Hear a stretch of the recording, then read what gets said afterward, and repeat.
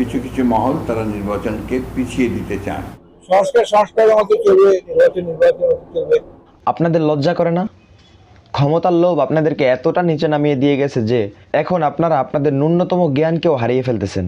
যখন স্বৈরাচারী হাসিনা দীর্ঘ 16 বছর আমাদেরকে অর্থাৎ সাধারণ মানুষকে নির্যাতনের স্টিম রোলারের নিচে পিষে দিয়ে গেছেন, তখন আপনাদের এই নির্বাচন চাওয়া মুখগুলো কই ছিল? এই কথা যদি আমরা বাদও দেই, আপনারা যে তত্ত্বাবধায়ক সরকারকে অযোগ্য এবং অনভিজ্ঞ বলেন, I am sorry to say, এটা আমাদের রাজনৈতিক অনভিজ্ঞতা থেকে আসছে। আপনারা কি এইটা খেয়াল করেছেন যে তারা কি করতেছে? আমরা যদি গত বছরের বাজারের পণ্যের সাথে এই বছরের বাজারের পণ্যের দামটা মিলাই, তাহলে আপনারা বুঝতে পারবেন যে তত্ত্বাবধায়ক সরকার কি করতেছে, যেখানে আমরা সাধারণ মানুষ পেয়েছে আকাশ ও পাতাল পার্থক্য।